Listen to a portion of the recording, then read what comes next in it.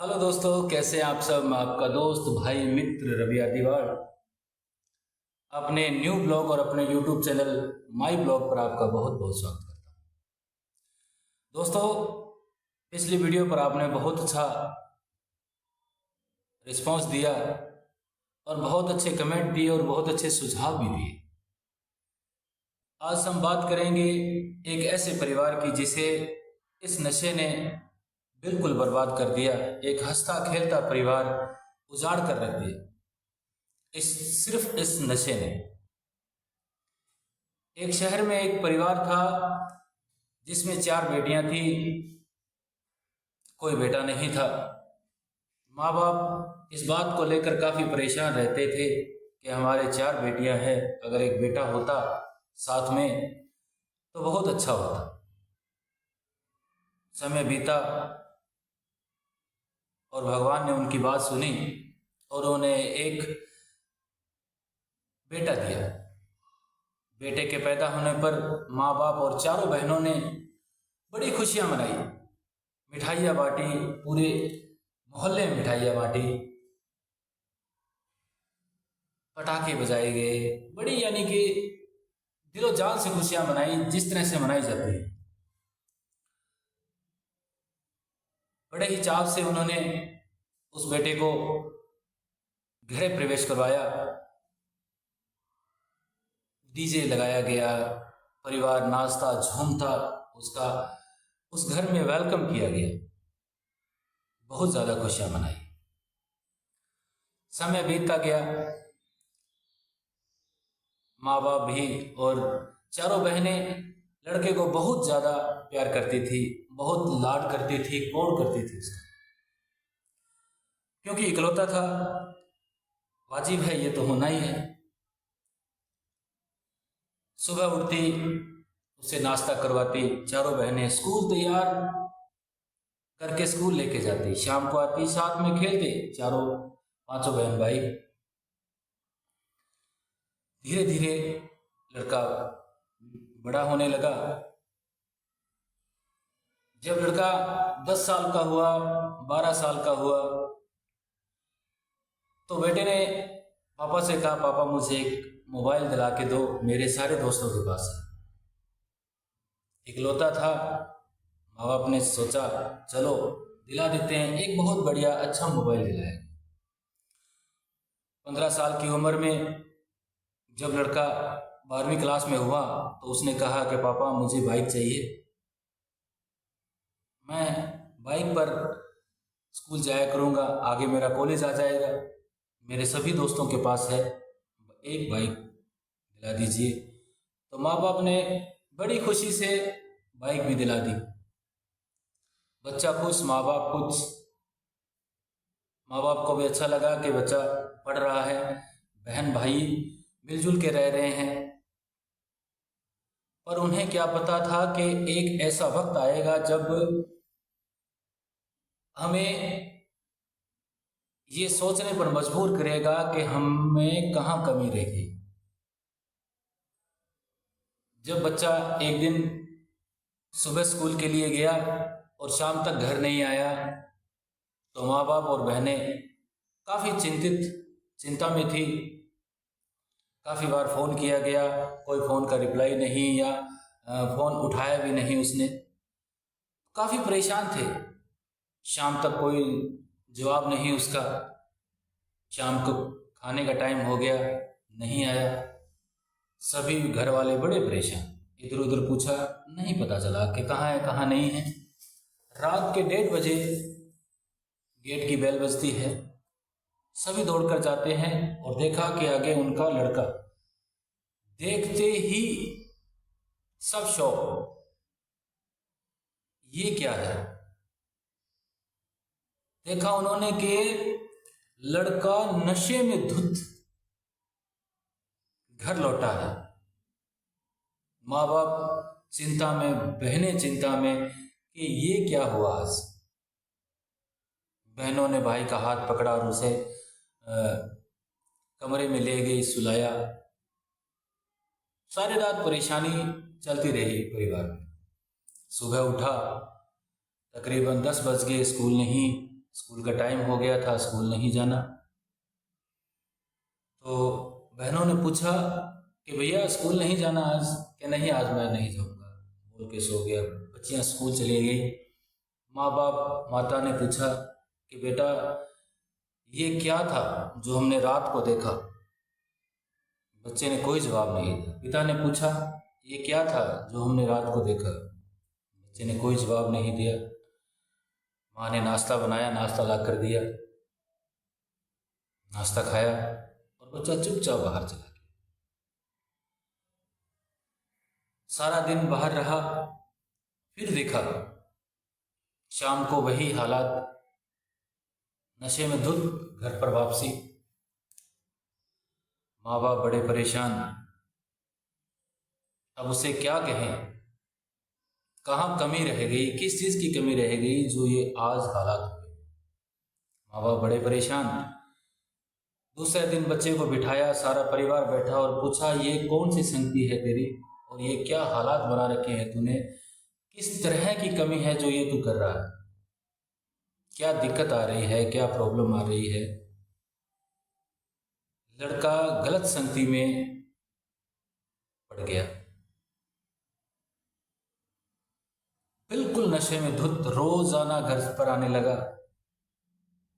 माँ बाप समझाएं, कहाँ माने एक लड़का, क्योंकि नशे ने उसे ऐसा जकड़ लिया, न तो उसकी समझ में आए और न ही वो समझना चाहे, बस उसे दिखे नशा नशा नशा। मैं इसीलिए कहता हूँ सभी से कि माँ बाप को बच्चे के ऊपर ध्यान देना बहुत ज़रूरी है। क्या कर रहा है, क्या नहीं कर रहा है, कहाँ जाता है, किसके साथ रहता है, ये सब देखना माँ बाप की जिम्मेदारी होती है। चाहे एक ही क्यों ना हो, कंट्रोल बहुत ज़रूरी है। उन्होंने इतनी छूट दे दी थी कि आज उसका परिणाम उस लोगों के सामने है। बड़ा समझाया गया, नहीं माना, पॉकेट मनी बंद कर दी, तब भी नहीं माना। अपने पास मोबाइल था, नशे के लिए उसने मोबाइल बेच दिया। क्या करे फिर? एक बार तो ऐसा था कि उसे महीने के लिए नशा मुक्ति सेंटर भेजा गया, मगर नहीं, वहां भी कोई फर्क नहीं पड़ा, क्योंकि वो नशे का इतना आदी हो गया था कि उसे किसी भी चीज़ की कोई समझ नहीं थी। उसे अपनी ज़िंदगी के बारे में नहीं पता, समाज के बारे में नहीं पता, अपनी बहनों के बारे में नहीं पता, अपने माँ बाप के बारे में नहीं पता, किसी भी चीज़ के बारे में उसे बिल्कुल सोच या फिक्र नहीं थी। एक दिन वो वक्त भी आ गया कि घर पर खबर आई कि आपका लड़का ओवरडोज की वजह से मर गया। घर में मातम छा गया, बहनों का, माँ का, बाप का रो रो कर बुरा हाल। महज 17 साल की उम्र में वो लड़का जिंदगी छोड़ गया, सारी ऐश छोड़ गया, धन दौलत जिसके लिए थी वो सब छोड़ गया, कोई भी चीज वो साथ नहीं लेके गया, सिर्फ नशा भी उसका यहाँ रह गया। क्या पाया उसने? मैं 17 साल की उम्र में वो लड़का इस दुनिया को अलविदा कह गया, सिर्फ किसकी वजह से? इस नशे की वजह से। मैं आप सभी से इसीलिए कहता हूं कि अपने बच्चों पर ध्यान दीजिए। नशा ऐसा होता है कि नशे को जो करता है उसे किसी चीज की समझ नहीं रहती। वक्त रहने से पहले अगर हमने उसे समझा लिया या नशे से बचा लिया तो ही फायदा होता है। नशा करना और करवाना ये दोनों ही अपराध है। सभी से निवेदन है कि नशे की इस मुहिम में आप एक दूसरे का साथ दें, अपने बच्चों पर ध्यान दें, अपने परिवार पर ध्यान दें। अगर किसी के बच्चा इस बुरी संगत में है तो उसे भी समझाएं, नहीं तो जो आज उनके साथ हुआ है वो कभी न कभी आपके साथ भी होगा, क्योंकि ये नशा किसी का नहीं होता है। ये ना तेरा है ना मेरा है, ये ना तो करने वाले का होता है और ना ही करवाने वाले का होता है। जब आग लगेगी ना तो चारों तरफ लगेगी। तो इसीलिए मैं कहता हूँ कि अपने अपने बच्चों को नशे से दूर रखिए, वरना चाहे इकलौता हो चाहे कुछ भी हो, ये नशा ये नहीं देखता बड़ा है छोटा, गरीब अमीर कुछ नहीं देखता। ये सिर्फ नशा तो सिर्फ नशा है। नशे से जितना बचाव हो सके उतना बचाव कीजिए। अगली कड़ी में हम बात करेंगे एक नई कविता के साथ जो मैंने लिखी थी नशे के ऊपर। किसी कारणवश हम रिकॉर्ड नहीं कर पाए, अब मौका है आप लोगों के साथ साझा करूंगा।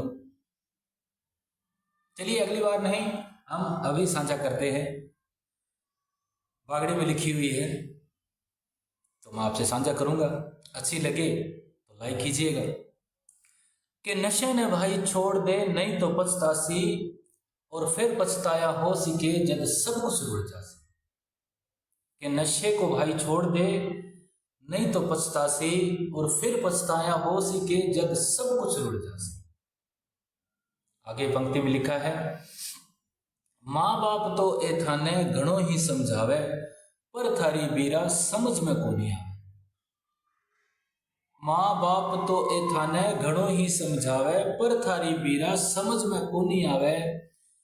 तू कदे भी ना सुख पावे लो जे तू आने तड़फासी।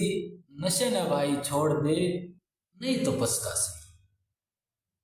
नशे ने भाई छोड़ दे नहीं तो पछतासी।